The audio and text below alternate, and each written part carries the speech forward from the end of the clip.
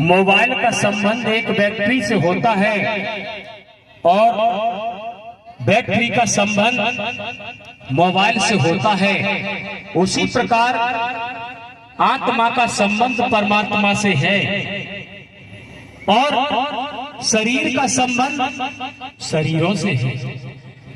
शरीरों से हम न जाने किन किन से मिलते हैं, मगर कहीं कोई संत भक्त मिलता है और उसके अंदर पात्रता है, पवित्रता है। तो जिस प्रकार साध संगत जी, एक राजा का बगीचा था, ध्यान से सुनने की बात है साध संगत जी, क्योंकि जीवन में शब्द ही परिवर्तन लाता है। एक राजा का बगीचा था, उस बगीचे में सब हरे भरे वृक्ष थे। राजा के कर्मों के अनुसार हर वृक्ष सूखने लगा। तो साध संगत जी, पूरा बगीचा मुरझाने लगा। तो राजा ने आदेश दिया अपने शहर पना में, अपने प्रदेश में, कि जो कोई संत भक्त हो,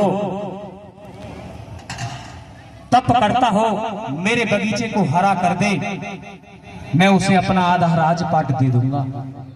साध संगत जी, जब देखिए लोग लालचियों को ये पता पड़ा, कोई कहने लगा कि मैंने 10 भागवत पिए, कोई कह रहा कि मैंने इतनी कथाएं कराई, कोई कह रहा कि मैंने पूरा जीवन मंदिर में गुजार दिया, मेरी परमात्मा सुनेंगे तो मेरे हाथों से उसका बगीचा हरा भरा हो जाएगा। तो साध संगत जी, जब देखिए सभी संत फकीर वहां पहुंचे, राजा की कचहरी भरी पड़ी थी और राजा ने सभी से विनय पूर्वक निवेदन किया कि भाई जिसकी भक्ति प्रबल है और मैं उसको अपना आधा राजपाट दे दूंगा, मेरा बगीचा कोई हरा भरा कर दे। तो साध संगत जी सभी सोचने लगे, सबने अपना प्रयास जारी रखा, मगर सब किसी ने जल डाला, मगर राजा का बगीचा हरा भरा नहीं हुआ।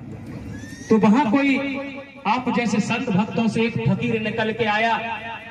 फकीर जी ने कहा कि हे राजन, जिस मोह के घाट से निकल के आए हैं, अहंकार के घाट से निकल के आए हैं, इन्होंने भागवत को कराए, शासन प्रशासन में इनकी नौकरी तो है, इन्होंने मंदिर तो बनवाए, मगर गरीबों की योजना के तहत धन कमाया और गरीबों के खून पसीने के पैसा इन्होंने रिश्वत के नाम पर लिए और उस रिश्वत के पैसे को मंदिर में लगाया।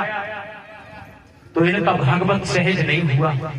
अगर कहीं कोई सच्ची आत्मा होगी, एक पति की नारी सदा ब्रह्मचारी, वो निकल के आएगी तो तेरा बगीचा अवश्य हरा भरा हो जाएगा।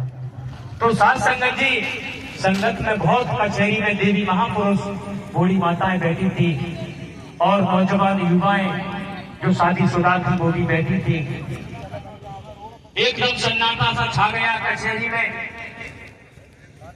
एक बहन ने हाथ खड़े किए, उन्होंने सोच लिया कि मेरे अंदर ताकत जाना है, क्योंकि आज का जमाना है, लव लवरी की बीमारी चल रही है, अफेयर चल रहे हैं।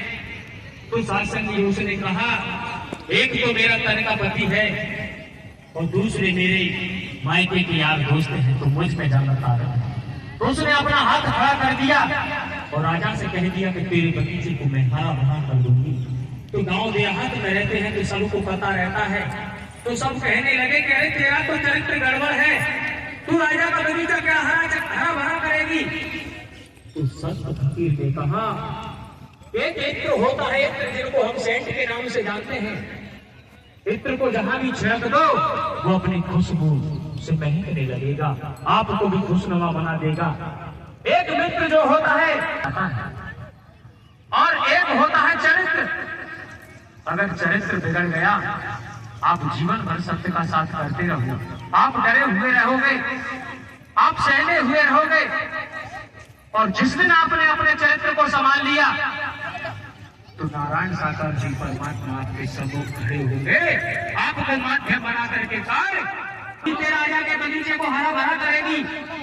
तू मत जा, तो वो मानने के लिए तैयार नहीं। मगर राजा की शर्त थी, अगर मेरा बगीचा हरा भरा नहीं हुआ तो आपको कंकर कोलों में फेंक दिया जाएगा। तो साध संगत जी देखिए, जब एक बूढ़ी मां थी, चरित्रवान थी, उसकी शादी होकर के आई और जिसको हम और आप एक स्वागरात के नाम से जानते हैं, पहली स्वाग की रात थी। साध संगत जी उसी दिन उनका तन का संबंध हुआ। साध संगत जी दूसरे दिन उसका पति खत्म हो जाता है और उसकी फरियां जो थी, उन फरियों जो पीली फरिया कहते हैं, उससे हल्दी भी नहीं छूटी थी और वो विधवा हो गई। मगर एक रात में ही उसने गर्भ धारण कर लिया। तो जब बेटा पैदा हुआ, उस बेटे का लालन पालन किया, बड़ा किया और अपना पूरा जीवन उस बेटे पर न्यौछावर कर दिया कि मेरे पति की मेरे पास संतान है। तो वही सासुल मां अपनी बहू को समझाती है कि बेटा तेरा चरित्र गड़बड़ है, मैं जाऊंगी। तो उसने कहा कि मां तुम तो विधवा हो, तुम कैसे राजा का बगीचा हरा करोगी? तो उन्होंने कहा कि कर्मों का लेप कोई मेट नहीं सकता। मेरे पति का इतने दिन का ही साथ था, एक रात का मेरा साथ था। मैंने अपने पति को अपना पति माना है, उसके बाद अपने नारायण साकार हरि परमात्मा को अपना पति मान लिया। साध संगत जी जब देखिए वो लोटा लेकर के जाती है, नाम उसकी बहू का हो रहा था, उसके जो स्वाग के जो वस्त्र थे पूरा श्रृंगार करके गई, एक मांग नहीं भरी और नीचे से लेकर ऊपर तक पूरा बदन ढका हुआ था। पूरी संगत में हो रही थी कि अरे तो उसकी बहू है, इसका चरित्र गड़बड़ है, मगर किसी ने उसको देख नहीं पाया। संसार हंस रहा था और जब वो जल का लोटा हरि के चरणों से लेकर के चली कि हे नाथ मेरी लाज आपके हाथों में।